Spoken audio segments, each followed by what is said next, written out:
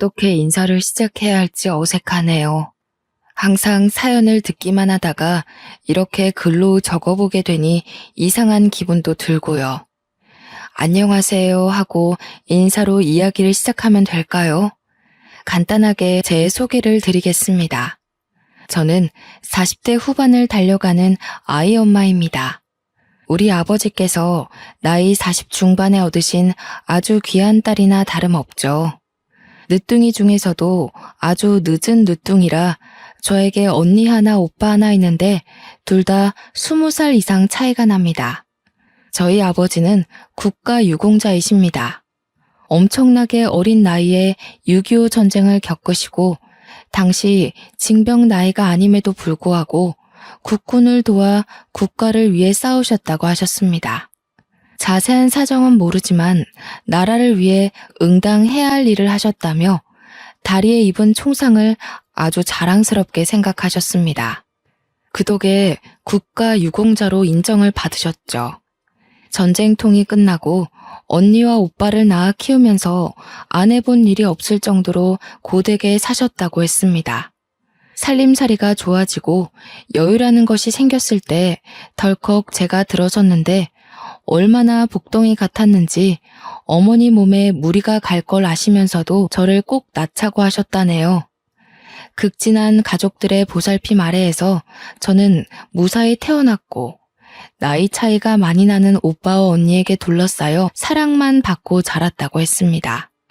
아무튼 제가 나이를 먹어 시집을 갈 나이가 되었을 때 아버지께서는 저에게 국가유공자에게 지급되는 영구임대주택을 넘겨주셨습니다.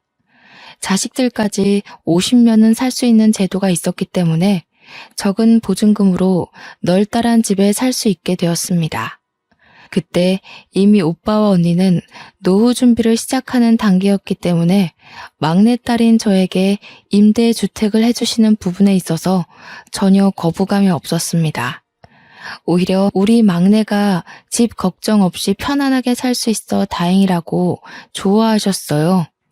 그렇게 제 결혼이 몇 년 지나지 않아 행복하게만 살아달라는 아버지의 유언을 끝으로 아버지는 제 곁을 떠나셨습니다. 어머니께서도 몇 개월 지나지 않아 저를 떠나셨죠. 우리 오빠와 언니들은 나이가 들면 당연한 수순이라 하셨지만 제 나이 고작 30대에 두 부모님을 여의니 가슴이 아팠습니다. 제가 서론이 조금 길었죠. 이제 몇 년 전 저에게 일어난 아주 황당한 사건에 대해 이야기를 해보려고 합니다. 제가 결혼을 빠르게 한 편은 아닙니다. 30대 중반에서야 남편이랑 연인 사이로 발전하게 되었거든요. 남편과는 동네에서 어릴 적부터 꽤 오랜 시간 알고 지낸 사이였습니다. 결혼 전부터 우리 부모님, 오빠와 언니 모두 제 남편의 존재를 알고 있을 만큼 친한 사이이기도 했고요. 오빠 동생 사이로 한평생을 알고 지내다가 어느 날 서로의 존재가 생각보다 깊다는 것을 깨닫고 연인이 되었습니다. 나이가 있으니 양가에서는 더 볼 것도 없다고 하루라도 빨리 결혼하기를 원했고 저희 아버지의 노안이 깊어지실 때라 저도 서둘렀습니다. 제가 남편과 결혼한 지 1년쯤 지났을 때 제 뱃속에 새 생명이 찾아왔어요. 오랜 시간 기다린 만큼 양가의 축복을 받으며 새 생명의 존재를 확인할 수 있었습니다. 그런데 제 임신과 거의 동시에 남편의 하나뿐인 남동생인 도련님이 시댁에 폭탄을 터뜨렸어요. 바로 혼전 임신을 시켰다면서 결혼을 하겠다고 한 거예요. 시부모님은 너무나도 당황스러워 하셨습니다. 물론 도련님 또한 결혼할 나이가 되긴 했지만 개혼한 지 1년 만에 혼전 임신을 했다며 빨리 결혼을 해야겠다고 재촉하는 도련님을 보고 어이가 없으셨겠죠. 결혼식에 한두 푼 들어가는 게 아니잖아요. 게다가 도련님이 그간 누구보다 성실하게 살아왔던 터라 속도 위반을 했다는 사실 자체가 충격적이었던 것 같아요. 도련님이 결혼을 하겠다고 하니 시부모의 근심을 늘어놨죠. 저희가 결혼하면서 돈이 꽤 들어갔는데 노후 준비도 제대로 시작하지 못한 시댁에서 둘째 아들에게 바로 또 돈이 들어가야 한다고 하니 결국 도련님에게는 제대로 된 지원을 해주지 못했습니다. 우리야 집을 친정아버지 덕에 좋은 조건으로 들어왔지만 그 동네 자체가 집값이 엄청 비싼 동네는 아니었거든요. 주거 인구가 꽤 많고 아이들이 많이 사는 동네였어요. 약간 신혼부부들이 주거하기 좋은 동네라고나 할까요? 학원이나 학교도 잘 되어 있고 주변 인프라도 괜찮은 편에 속하지만 도로 교통은 조금 애매한 그런 동네요.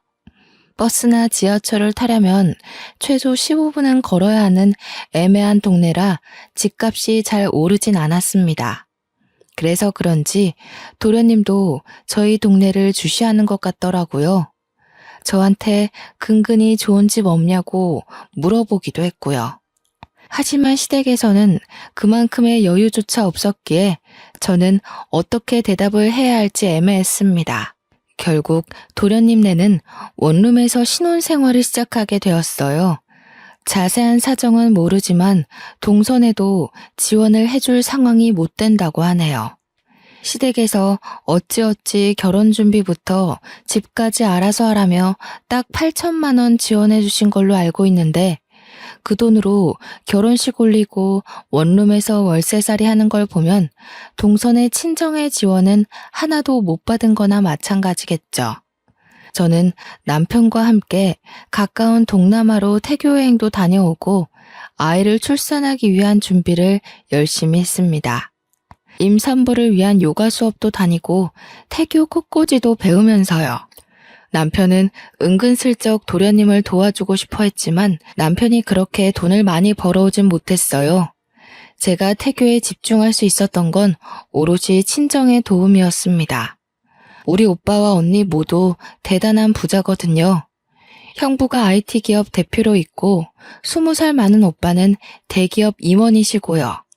막내가 임신했다고 하니 손 하나 까딱하지 말라며 몸에 좋다는 건 물론이고 아이를 위한 태교까지 책임을 져주셨습니다.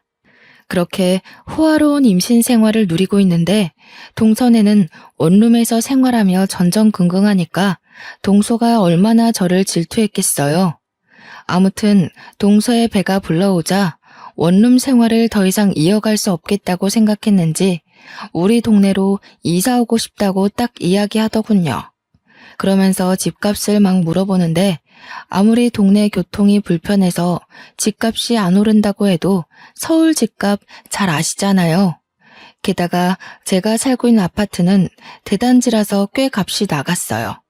평수도 38평으로 꽤 컸거든요. 도련님이 가진 돈으로는 택도 없어서 저는 눈을 좀 낮추시라고 빌라를 소개해드렸습니다.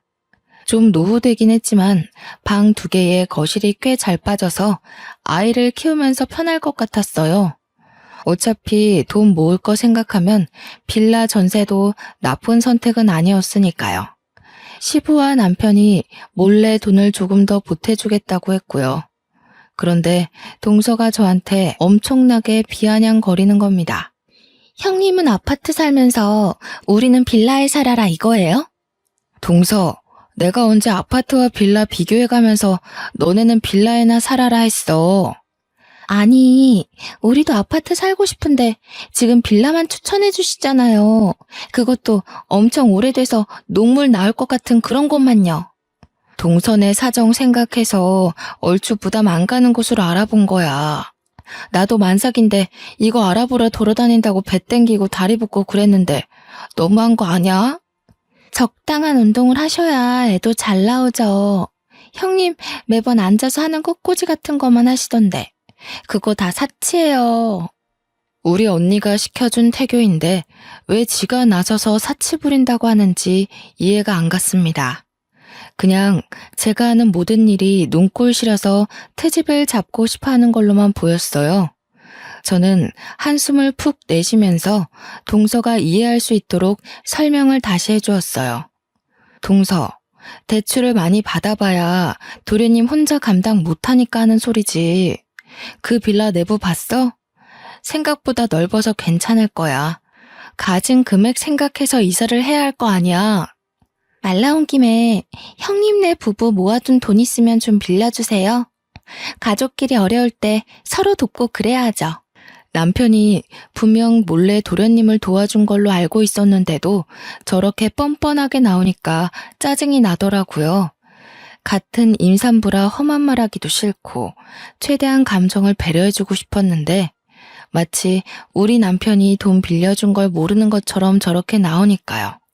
저는 입을 꾹 다물었어요. 솔직히 아이를 키우기 위해 예전부터 들어놨던 적금도 있고 여윳돈을 좀 마련해주긴 했지만 그건 아이한테 쓰려고 한 돈이니까요. 도련님네 도와주려고 허리띠 졸라매고 모은 돈은 아니잖아요. 우리도 집에 들어갈 만큼 큰 여윳돈은 없지. 그럼 형님, 아파트 담보대출 안 돼요? 들어보니까 아주버님이 평생 사는 집이라고 하시던데. 그럼 자가라는 이야기잖아요. 저도 아파트 살고 싶단 말이에요. 형님네 아파트 상가도 엄청 잘 되어 있고 놀이터도 좋던데.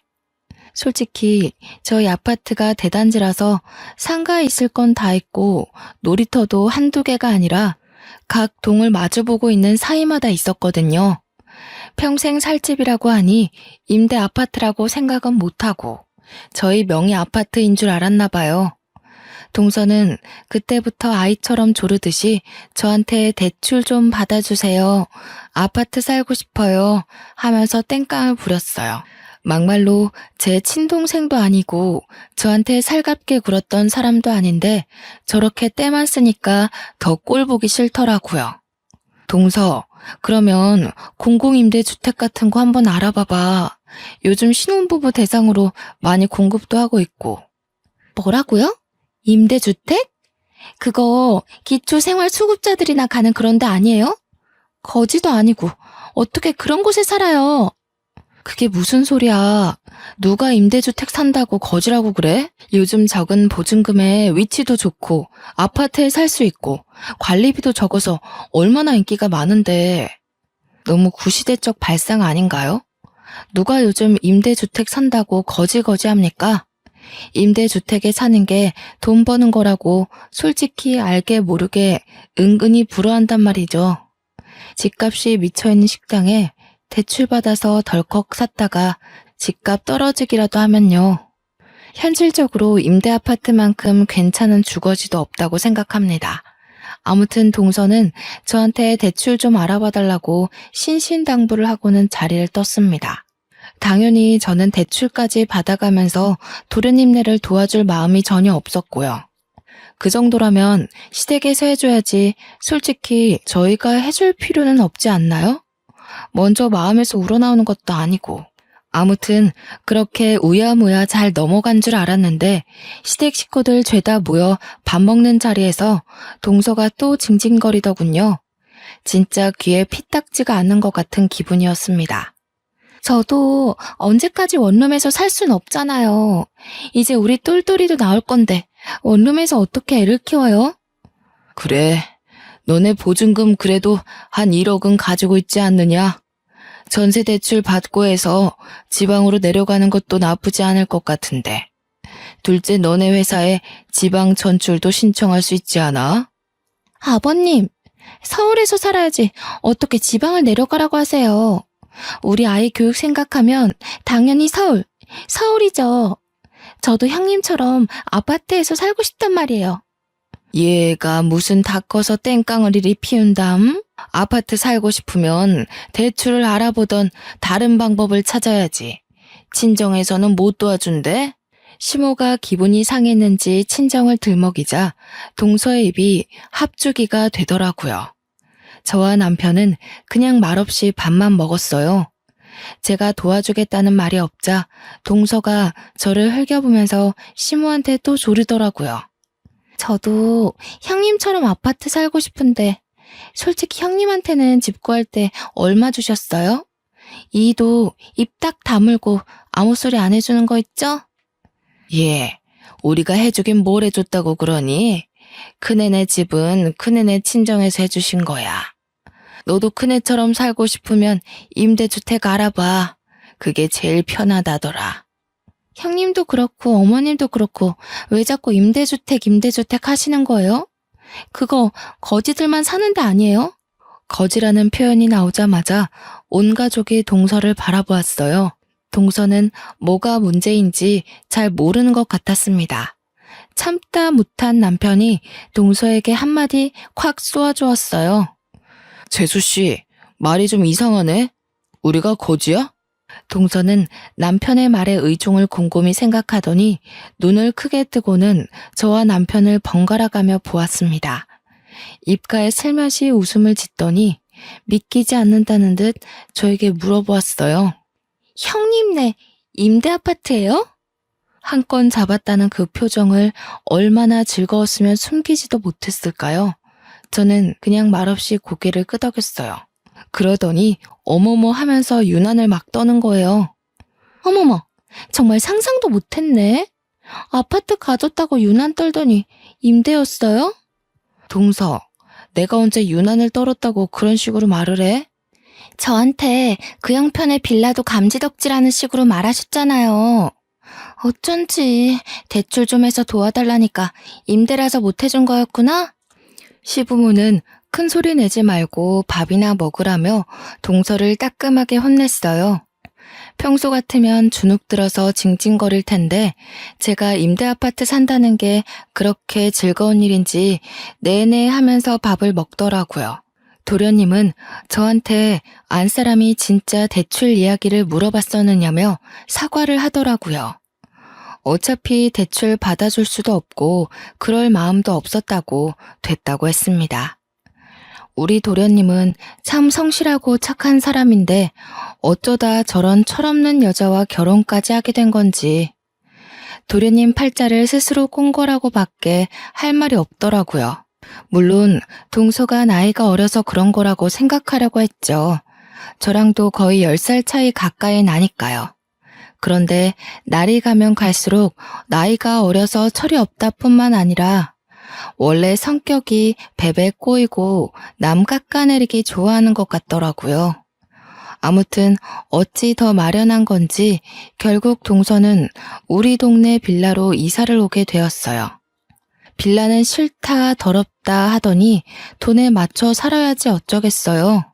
이사 준비까지 다 마치고 한 동네 살면서 저는 동서를 은근 피해 다녔습니다. 동서를 길에서 만나면 골치가 아플 것 같았거든요. 둘 다 만삭이니 출산 시기가 비슷했어요.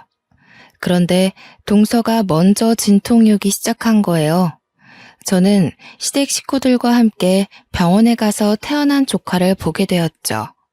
똘똘이라고 하더니 정말 똘똘하게 생긴 조카가 누워있더라고요. 우렁차게 우는 것까지 너무너무 귀여웠어요. 조카 선물이라고 베네 저고리에 작지만 돈봉투까지 넣어서 동서에게 선물을 했죠. 동서가 조리원을 가고 저도 딱 일주일 후에 아이를 낳았습니다. 건강한 딸이었어요.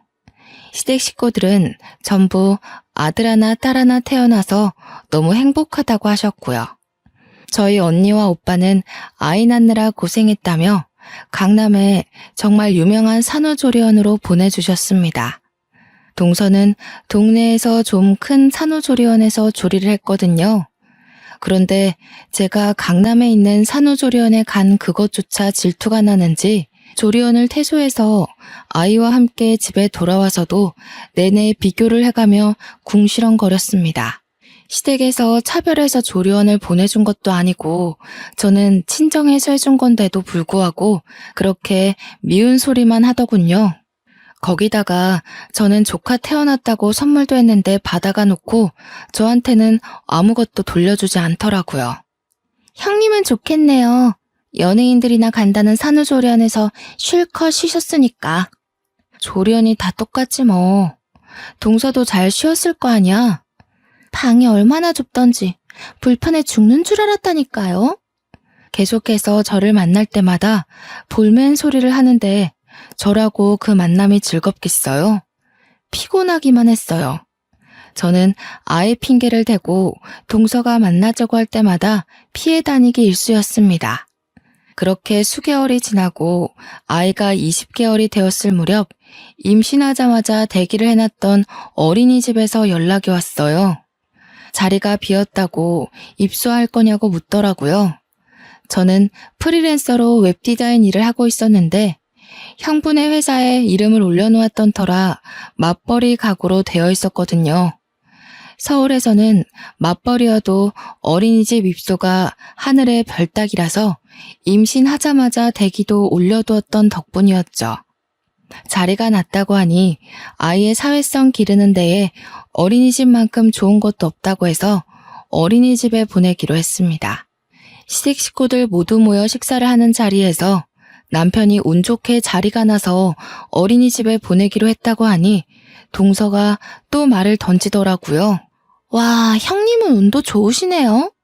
우리는 아직 대기 순위가 20번대인데 임대 아파트 살면 어린이집도 빨리 들어갈 수 있어요? 일부러 임대 아파트를 강조하며 말을 하는데 그 주둥이를 확 때리고 싶었습니다. 동서는 전업주부거든요. 외벌이니까 당연히 순위가 꼴찌이죠. 집에서 충분히 애를 돌볼 수 있는 입장이니까요. 그걸 뻔히 알면서도 임대 아파트 들먹이면서 말하니까 너무나도 기분이 나빴습니다. 역시 임대 아파트 살면 맞벌이를 해야 하니까 나라에서도 이해를 해주는 건가? 맞아요, 형님. 원래 힘든 사람들한테 복지가 제대로 가야 한다던데 형님네가 딱 그건가 보다. 그러면서 웃어대는데 도대체 누가 누굴 거지 취급하는 건지 모르겠더라고요. 듣다 못한 시부가 동서한테 경거망동한 행동하지 말라고 경고를 주었어요. 그런데도 동서는 날이라도 잡은 건지 그동안 제가 동서를 피해 다닌 시간만큼 오늘 전부 쏟아부으려고 하는 건지 말을 이어가더라고요. 육아수당이나 아동수당도 혹시 임대 살면 더 줘요? 나도 임대 들어갈까? 아니, 임대 아파트는 뭐 저 들어갈게요 하면 들어갈 수 있는 줄 알더라고요. 동서네가 살고 있는 빌라 전세에 비하면 우리 집은 궁궐인데 말이죠. 시댁 모임 있을 때마다 저렇게 대놓고 까내리는 것도 불편했는데 남편은 꾹 참더라고요. 저한테 그냥 무시하라고 배알이 꼴려서 저러는 거라고 그러면서 한숨을 푹 내쉬었어요. 동서가 집에서도 돈도 안 벌어오고 놀고 먹고 지내면서도 살림에는 신경 하나도 안 쓰고 산다고 도련님 보고 투잡디라고 난리를 부린답니다. 언제까지 빌라에 살거나 아파트로 이사 가자고 때만 써대고 도련님이 신경쇠약에 걸릴 것 같다고 남편에게 신세한탄을 했대요. 그런 관계가 몇 년이 지속이 되니 도련님이라고 동서가 곱게 보이겠어요. 결국 뒤늦게 어린이집에 다니게 된 조카는 확실히 또래에 비해 사회성이 떨어지더라고요. 그렇게 또 몇 년이 지나고 유치원에 입학할 나이가 되었어요. 운 좋게 병설 유치원에 합격이 되어서 저는 따로 준비할 것 없이 병설 유치원을 보내기로 했죠.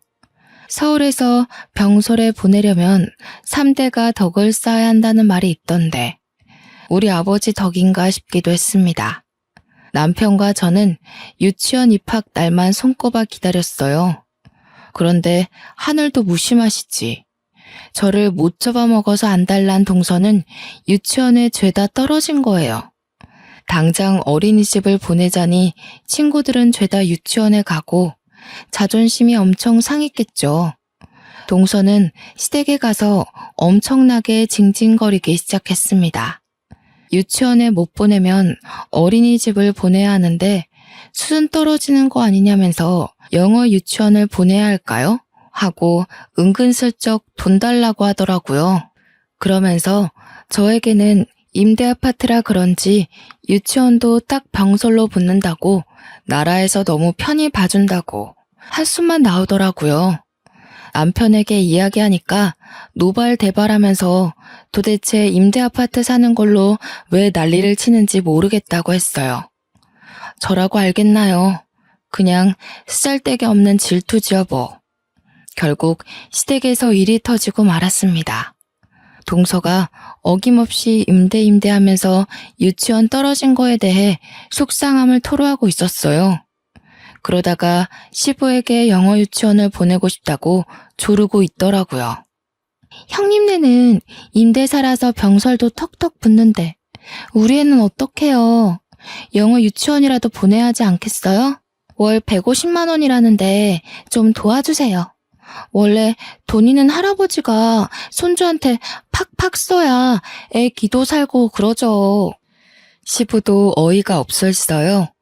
월 150만 원이 누구네 집 개 이름이냐고 하면서 동서를 나무랐습니다. 남편도 자꾸 임대 하지 말라고 한 소리 하자 동서가 어차피 다 우리 세금으로 먹고 사는 거 아니냐고 덧붙이더군요. 저는 뒷목 잡고 쓰러지는 줄 알았습니다. 제가 웹디자인 일을 하면서 형부네 회사에서 이름을 올려두고 있다고 했잖아요.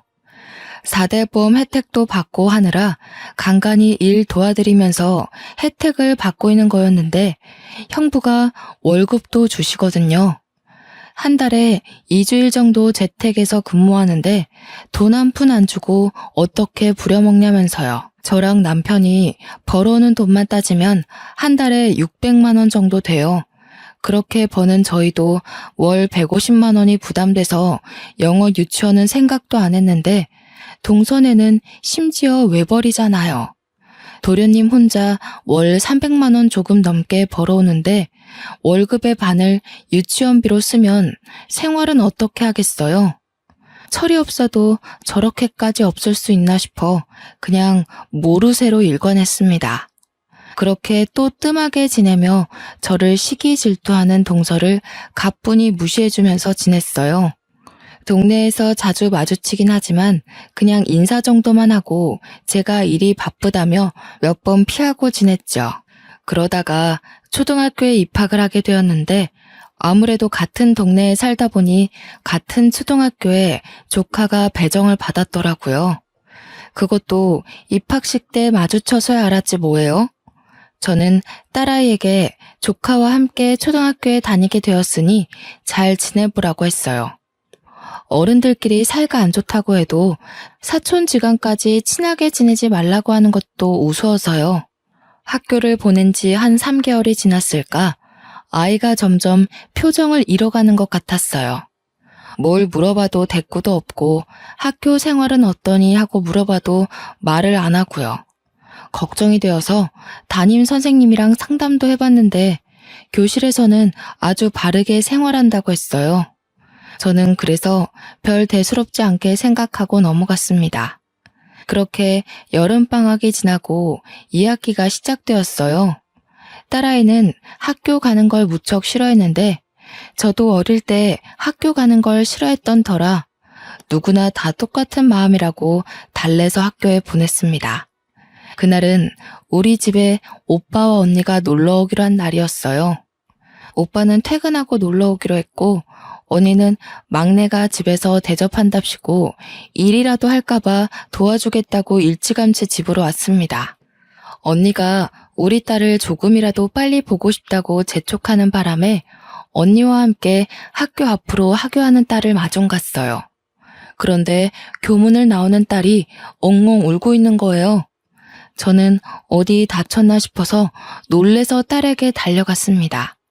무슨 일이냐고 소리치면서 달려갔는데 뒤에서 조카 녀석이 우리 딸한테 달려오더니 제 얼굴은 보지도 못했는지 코를 콱 막는 신용을 하더라고요. 어우 냄새, 거지 냄새. 이러면서 달려가는 거 아니겠어요?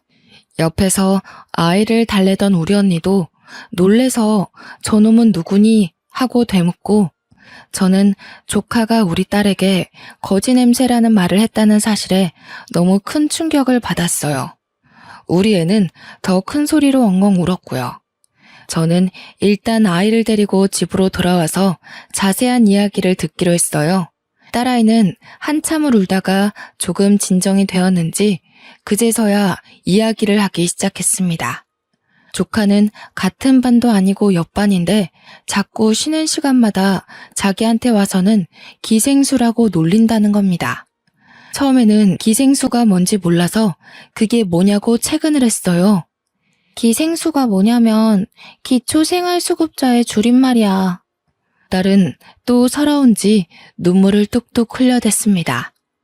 우리 언니는 뒷목을 잡고 쓰러지는 신용을 했어요.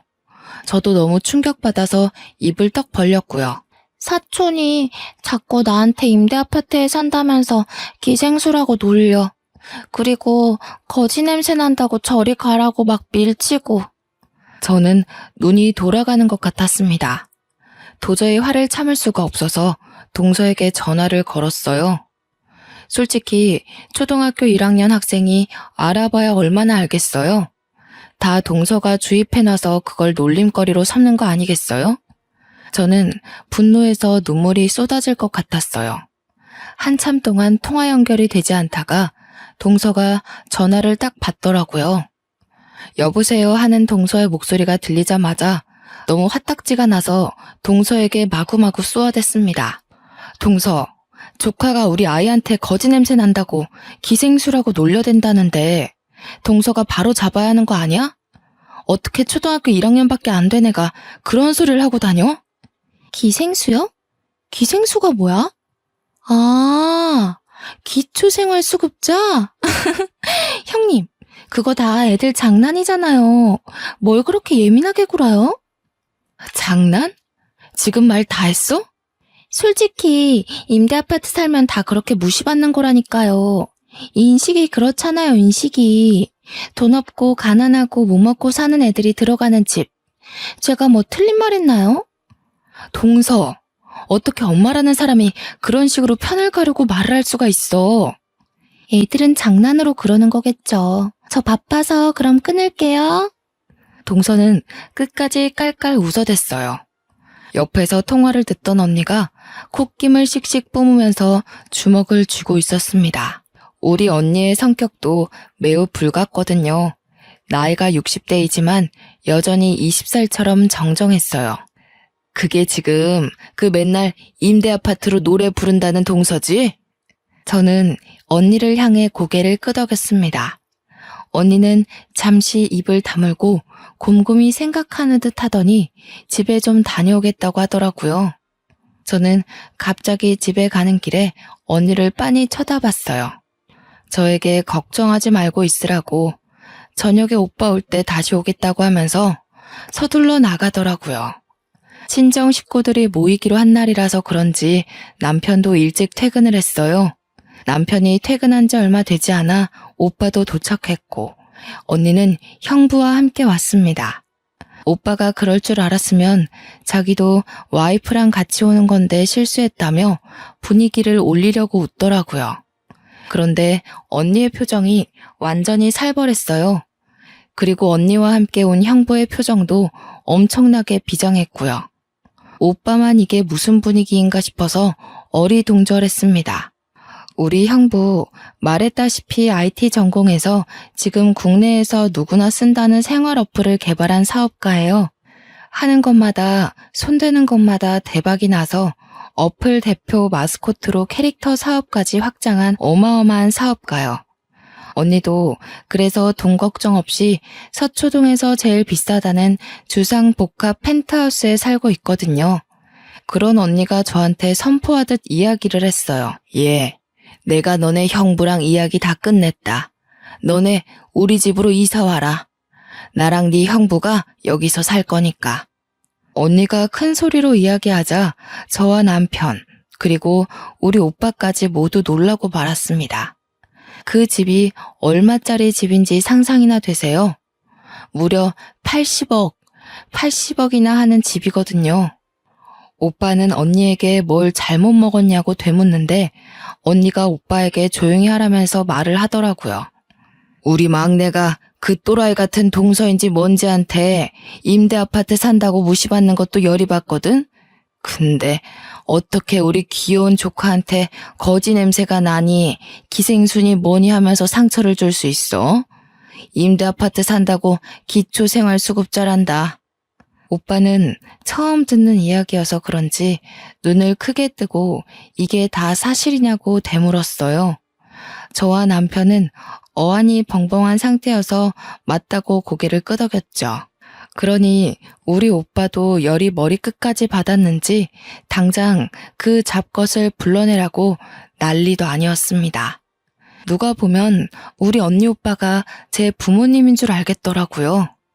내가 다른 건 몰라도 우리 막내만큼은 업어 키운 사람이야.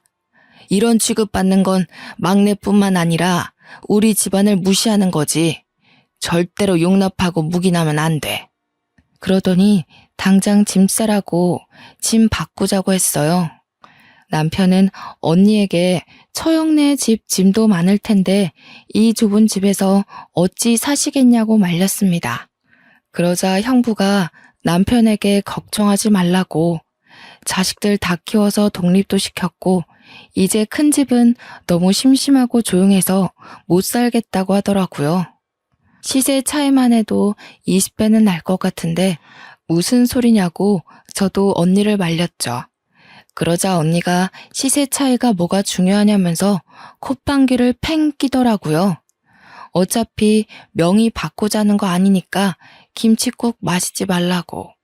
저한테 여유 있게 농담도 던졌어요. 저제도 서초동 한복판에서 강남 학군 즐기면서 살아봐. 기생충이니 기생순이 그딴 소리 하는 것들 확 밟아주라고. 나도 서초동 거기 길 막혀서 운전하기도 힘들었고 여기서 사는 게 더 좋겠다고 생각해. 그리고 장인어른께서 물려주신 집이잖아. 그래, 맞다. 그 말 틀린 거 하나 없다. 애 교육시킨다고 생각하고 강남 학군에서 학교도 보내고 학원도 보내고 해. 아이 교육에 환경이 얼마나 중요한지 알지? 돈 걱정은 하지 말고. 친정 가족들이 모두 든든하게 제 편을 들어주니 눈물이 날 것 같았어요. 남편은 염치 없지만 그렇게까지 생각해 주신다면 이사를 가야겠다고 하더군요. 오빠가 잘 생각했다면서 가전도 가구도 싹 바꿔주시겠다는 거예요. 우리 오빠가 대기업 임직원으로 있는데 계열사 업체들 전부 직원 할인 받아서 바꿔줄 수 있다고 하시면서요. 이 정도로 생각해 주는데 제가 언제까지고 자존심만 부리면서 됐다고 하기도 뭐하고, 그리고 무엇보다 동서에게 복수해주고 싶은 마음이 커서 알겠다고 했습니다. 그날 저녁 기쁜 마음으로 저녁 식사를 마치고 정말 일주일 만에 저와 언니는 집을 바꿨어요. 시댁에는 사정을 설명드렸는데 동선우에게는 일부러 말을 안 했습니다. 딸도 전학을 보냈어요. 정말 학구열이 장난 아닌 동네더라고요. 초등학교 1학년인데도 종합학원을 줄줄이 다니고 있었어요. 저도 이왕 이사 온 거 무리해서라도 공부를 시켜야겠다고 생각했는데 언니가 구세주처럼 나타났습니다. 언니랑 오래 알고 지낸 친구가 서초동에서 엄청나게 큰 종합학원을 운영하는 원장이라는 거예요. 완전 할인받아서 정규반도 등록하게 되었어요. 또 학원 입장 입김이 장난 아니잖아요. 미리 언지를 해놓은 탓인지 우리 딸이 그 대단지에 가장 좋은 펜트하우스 산다는 소문이 학원에서 학교로 소문이 쩍 퍼진 거예요. 동네 학부모들부터 시작해서 반 친구들까지 우리 딸에게 잘해주더라고요. 이래서 정말 돈이 무서운 거구나 싶었습니다. 우리 딸이 서서히 새 학교에 적응해 나갈 무렵 동서에게 연락이 왔어요. 드디어 올게 왔구나 하는 생각이 들었죠. 동서는 요즘 조카가 아프냐, 왜 학교를 안 나오냐고 물어보았고 저는 대답하지 않고 주말에 시댁 식구들과 함께하는 저녁 식사에 올 거냐고 물어봤습니다. 그랬더니 오겠다고 하길래 알겠다고 했어요. 저는 시부모님에게 집들이도 할 겸 저희 집으로 오시라고 했습니다. 동서에게는 말을 하지 않았고 도련님에게 주스만 드렸어요. 딸아이에게도 조카에게 당당해지라고 말을 해두었죠. 시부모님이 먼저 도착해서 집 구경을 하시는데 동서네가 왔더라고요. 조카 녀석이 현관문을 열고 들어오면서부터 우리 딸아이를 보고는 기생수, 거지 냄새 이러는 거예요. 동서는 그런 조카의 입을 황급히 막았지만 이미 시부모님은 다 들어버린 뒤였죠. 기생수의 거지 냄새라니 뭔 소리냐? 아니야, 아버님. 예, 엄마가 그런 소리 하지 말랬지. 아니, 엄마가 쟤한테 기생수라고 부르라고 시켰잖아. 학교에서 볼 때마다 냄새 난다고 하라고. 동서가 시킨 거였어? 우리 임대 아파트 산다고 기초생활수급자라고 부르라고 시킨 거야?